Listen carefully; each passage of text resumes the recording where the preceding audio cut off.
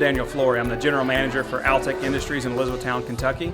I'm part of our management team to lead our campus through building utility communication trucks. Today has been very enjoyable to see the students with their hands-on exercises, the engagement from the teachers to the students, and also the teamwork from the students working together to solve problems. It's exciting to see those skills being taught and the ingenuity of our students in solving problems. The We Build It Better is an opportunity for us to invest in our community more than just being an employer. We want to be engaged for the success of students with this hands-on training for whatever future endeavors they have. Altec in this area, we've been here since 1998. We've been able to be a long-term employer for our area. We have a successful career path for many different associates, and helps people live in areas they want to live and be with their families and support their families. I'm just really excited about our teachers and the engagement they have with the students and the passion that we saw today in teaching the curriculum and getting students ready for whatever future career path they want to take. It's been very exciting to see today.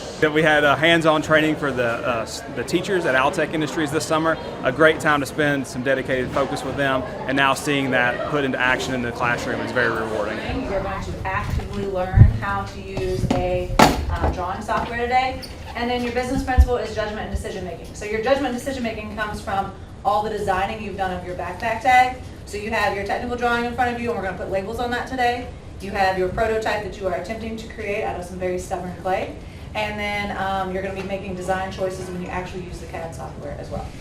Okay. I know that we're having some technical difficulties with Tinkercad, so go ahead and click on that and see if it lets you log in. We have talked about needing schematics and things before. Does anyone remember when we talked about people needing to draw those so they could be submitted for a patent? Okay, if we're trying to get a patent approved, we would have to make some sort of like drawing and schematic for that. Okay, so in the past, it would be hand-drawn, correct, by someone who was amazing and had a lot of measurement success and all of those things. Okay, but now, because of technology, we have computer-aided design. It's the use of computer software that supports the design process by helping to create, modify, analyze, and enhance a design. CAD is preferred because it takes less time to create and is easier to edit.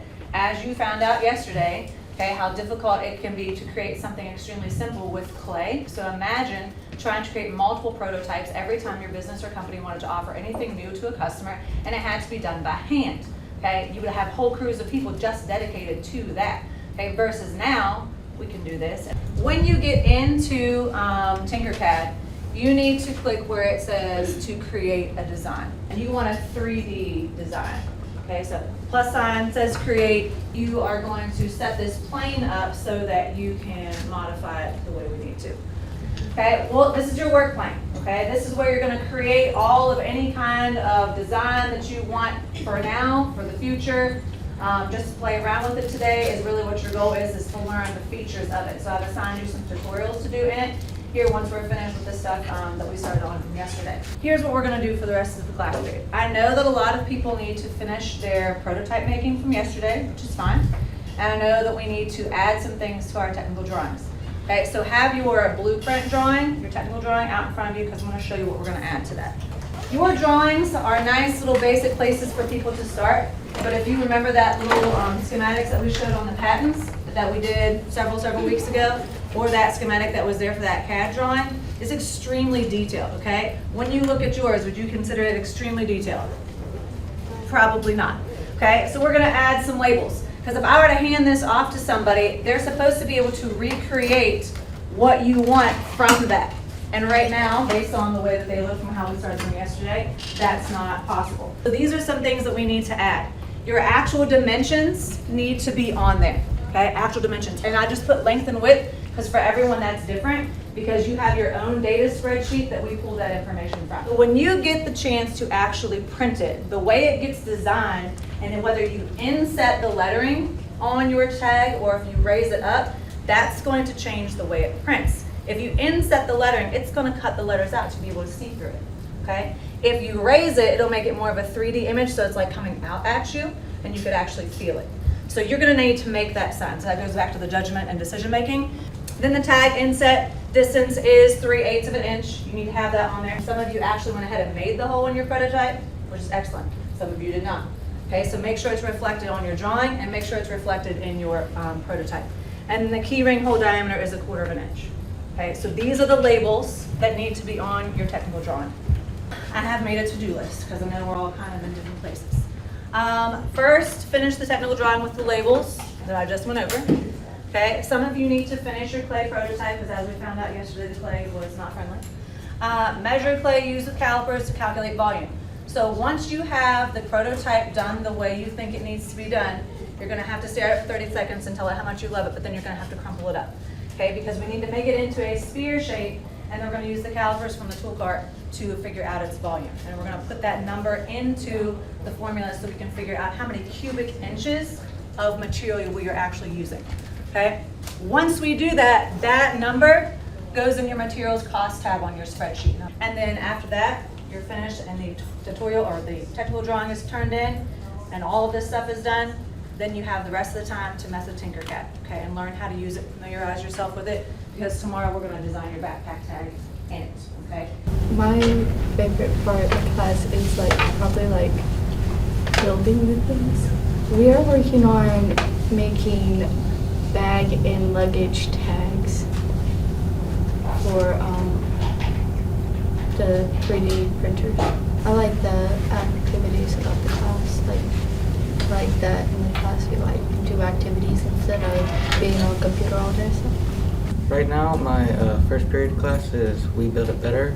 Basically, we design stuff, build stuff, and also learn skills that could be really helpful in the future of a generation or a world. We've worked on using calipers, rulers, measuring tapes, and right now we're working on Tinkercad. It's better than a regular class in that you get to have hands-on experience, which is really good for you. You get to use valuable skills and tools that could help you in the future. My opinion is just giving us real-world experience about what, depending on what we want to go into when we're older, about what we're going to really see and to understand it better. I think the real-world experience definitely helps because I do like STEM in that area too. I think definitely the learning how marketing and those kinds of things help definitely in the class. Every 8th grader will get We Build It Better in 2 trimesters, and it's newer to our school and we're loving it so far. It's really nice. It's teaching you a lot that you didn't get to learn before. Mainly the hands-on stuff, because in a lot of classes you don't get to do that. I want to be an engineer. I think it's going to help me by teaching me how to work together, safety precautions, and more hands-on stuff so you know what you're doing in the future.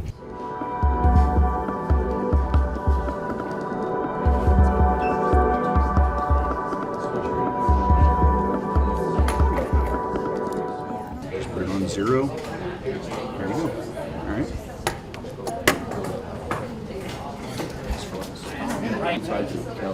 Hey y'all, hey, I talked about this yesterday, I didn't mention it this morning, I forgot to. Remember, the 2 types of calipers are going to be dial and digital, alright?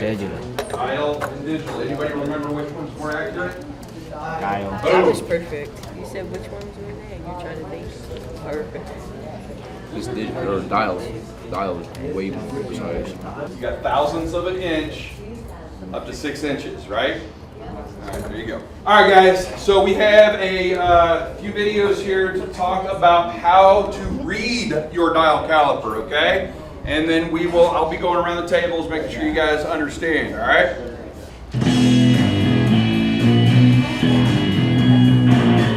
A caliper, or set of calipers, is a tool used to measure the distance between opposite sides of an object, usually with much more precision than something like a ruler.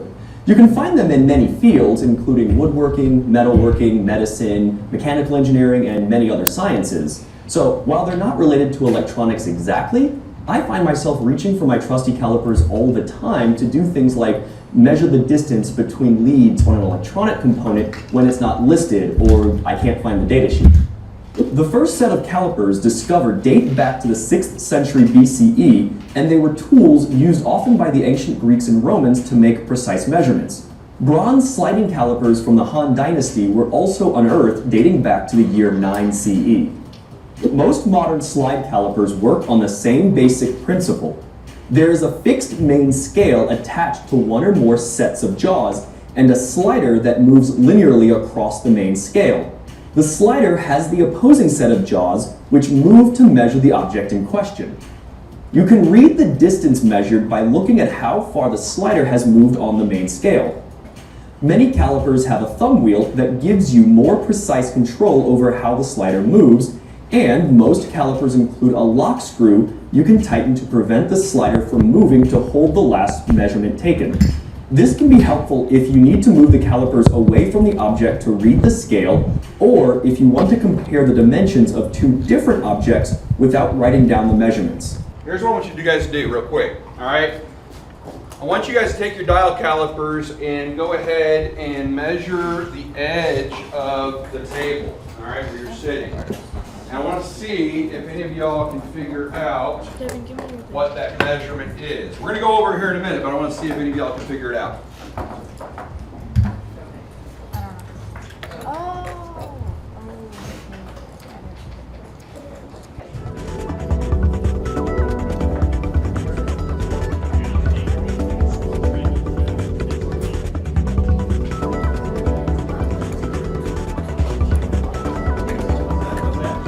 Anybody else have some measurements? Aaliyah, what measurement did you get? Figured out? 1.1. All right, what was 1,000? Going up to 1,000 for the minute, right? So now that you got a little hands-on with that, we're going to go ahead and shut the lights off again, and I want you guys to pay attention this time to pay attention to him, because he's going to talk about how to read your dial. All right?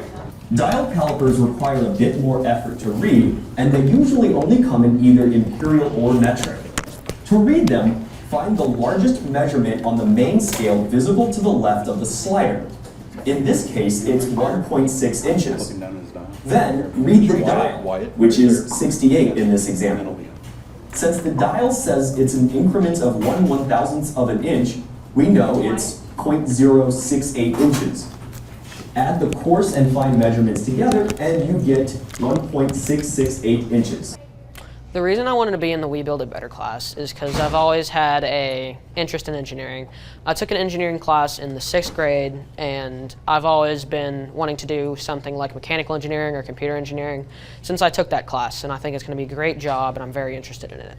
I feel that We Build It Better can give me a good foundation because it's basically teaching me the basics of engineering. So if I were to major in engineering, I'm going to be a step ahead of the rest. I'm going to be near the top of my class, and I'm going to have a better lead into it and just be more successful in general. Joining We Build It Better helped me. Well, I got asked to join by Mr. White. I've had him for 3 years. Well, this is my 3rd year.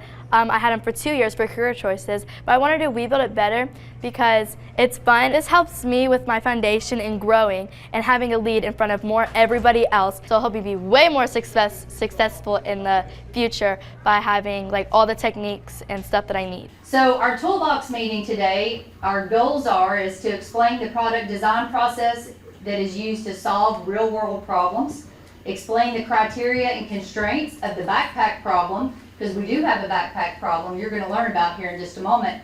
Compare the waterfall and agile methods of producing products. And our key terms today that are up on our word wall over here, this is our new word wall for Kit 3. We're going to learn what agile and waterfall mean. Our workforce skill is complex problem solving. So we've got to think about how we're going to use those steps in that product design process to come to a solution. And then our business principle is, are we going to use the agile or the waterfall methodology to be able to solve this problem and create this product? Y'all remember the Wright brothers? Yes. Right? Well, we're going to watch a video and see from them how they used the process and the product design process in particular to solve some of their problems in creating their airplane. You know, we can always say that we built planes the right way. Wilbur, we also built planes the wrong way. No, like right. W-R-I-G-H-T. The right way means we had our own process. Listen, let's trim some of the fat off of our previous process so we don't have to wait 2 years to get another plane into play. There is a linear process, and we're going to talk about the difference between agile and waterfall.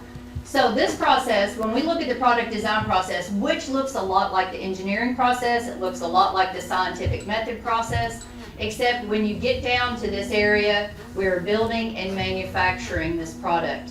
And we're not just doing that, but we're shipping it. Then we're gonna look and see if we had a success or failure with that product. And then we're gonna take it one step further. Okay, with scientific method, you're always sharing your results, but we also want to determine what type of environmental impact that has had, our product has had out there. So we're gonna follow the product design process. Our first step, okay, so we gotta identify what does the customer want.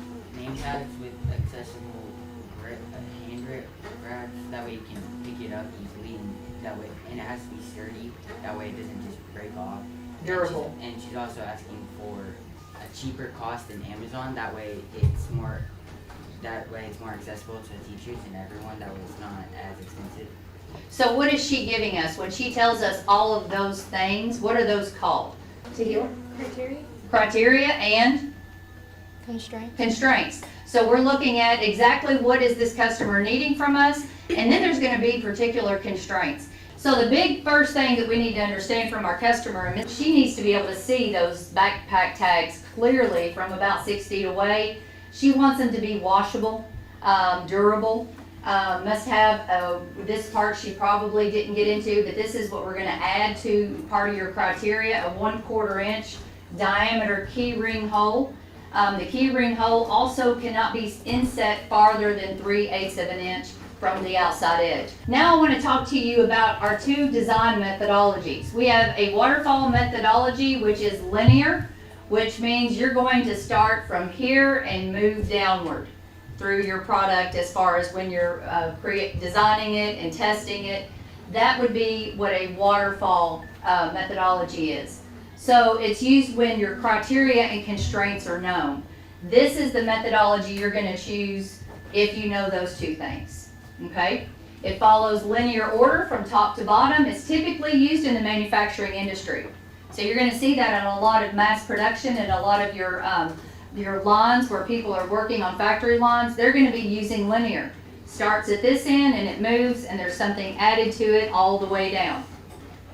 We also have the agile methodology. This one's a little bit different, different type of customer.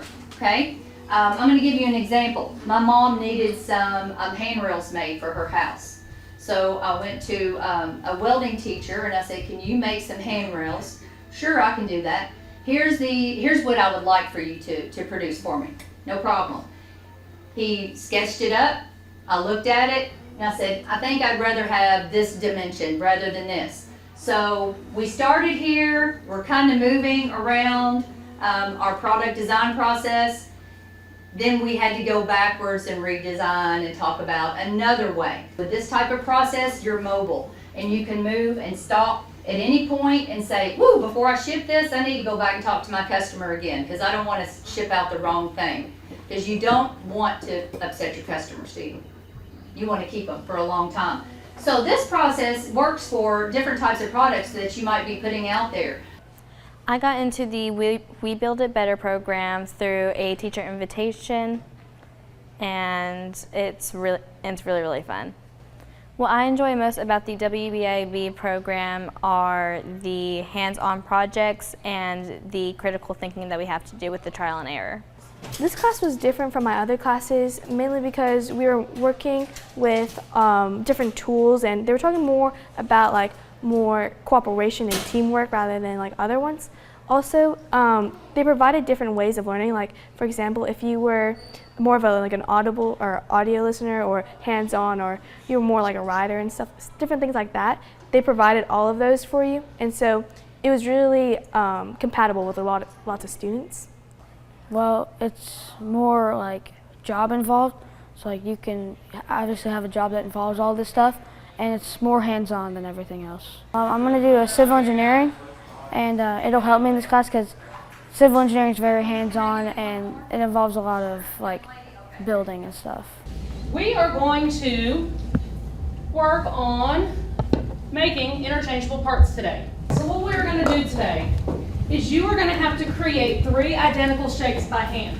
Let me give you your constraints. This group is making a pentagon. If you're green, you're making this pentagon, 5-sided shape. My center table, y'all are the lucky stars. And my rhombuses are the white table. You are gonna have 2 minutes to create 3 identical shapes. Remember, to be an interchangeable part, it has to be the same size, the same shape, and the same thickness.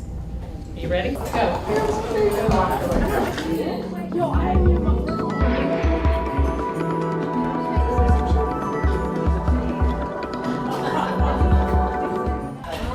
If you were successful at making 3 shapes, give me a thumbs up. Ooh. What challenges did we encounter?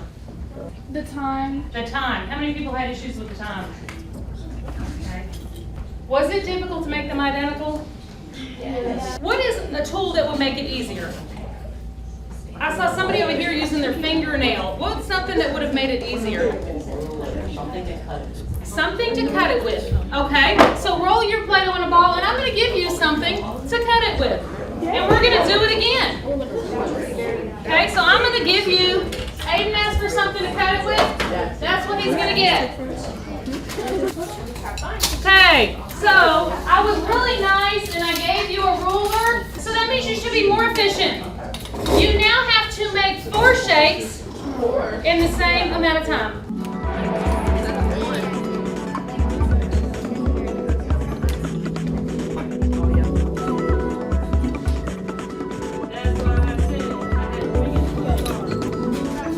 How many of you were able to make 4 shapes? So did the ruler help you? Yes. What challenges did you face? Time. Again, time. So what would make you more successful? Time. Okay, what else would make you more successful? If I said you couldn't have any more time because time is money. Okay? We've talked about lean manufacturing and we've talked about how time is money, right? The more time you spend on something, the more money it's costing. It's going to cost the company more money. So if I can't give you more time, what can I give you? Like a what? A square? A cookie cutter? I can give you a cookie cutter. We're going to do the same process again, but what happened the last time I gave you a tool? I added more things, right? I had more shapes you got to cut out. So let's see if we can stamp 5 shapes in our allotted 2 minutes.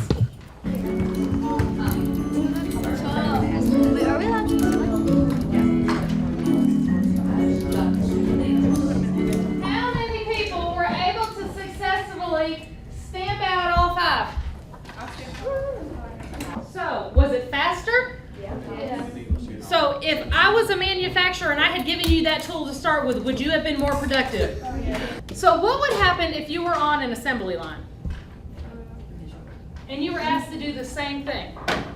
How do you think you can make the assembly line work? Automated. What do you think that means? Tell them what you mean by automated. Make it go by itself. Make it go by itself. Okay, well, we don't have a conveyor belt in here. So rather than the conveyor belt moving, what can you do?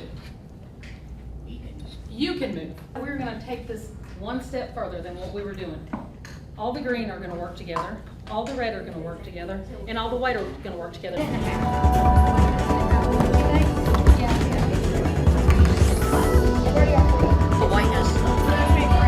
They have smaller shapes.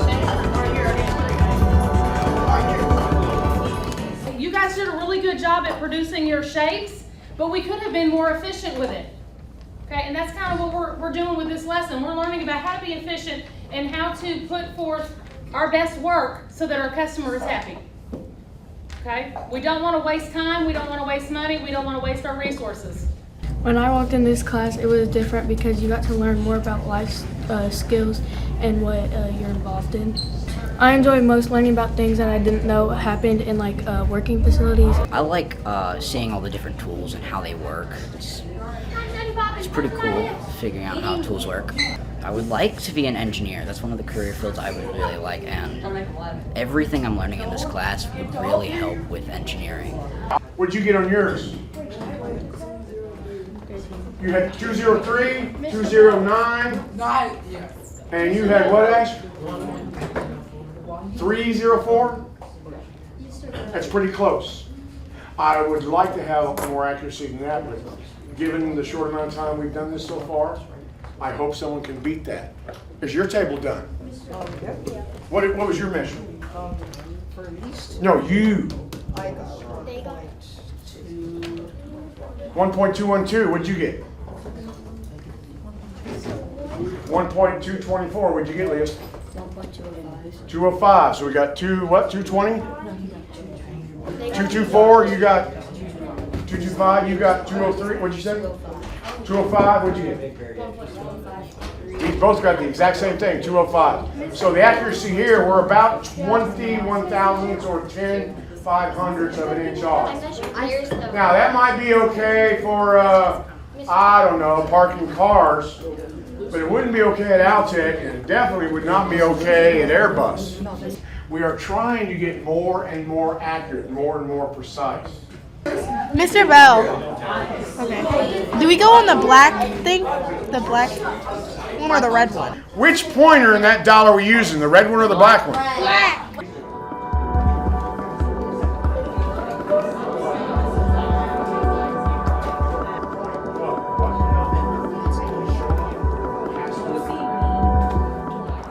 When they're asking for how thick this is, they're talking about the thickness of the wall. Not how thick it is this way, how thick this is that makes the wall. Cam, measure the wall, this wall. So if you guys have measured front to back, that's just how deep it is. That's not called thickness. You're supposed to measure the width and the height, and not the depth. The last question says, measure the thickness of the plastic bin. How thick is it? How much plastic did they use to build one of those walls? I enjoy this class because it's very hands-on, and it's a lot different than some other classes we've experienced before. This is getting me better at things like measurement and fractions, which can be useful in the future, especially let's say if I'm cooking or doing something outside that might require me to know how to do these things. It's good to know these skills. I like most about We Build It Better is that it's just really fun. It'll let me know how to measure better, and especially because I'm wanting to become a pilot, it'll help me with the goal with knowing how high up in the air I am, my speed, my aerodynamics, and all of that. In this class, I really enjoy about the fact how everything keeps moving. We get to move around and do a bunch of stuff with a bunch of different types of tools. We finally get to learn something that we could be able to use in the future. We Build It Better helps with more hands-on experiences and actual stuff that I'll use in the future, because I want to become an engineer. It helps me measure, know my fractions better, and for whenever I'm wanting to build a house precisely so I don't mess up.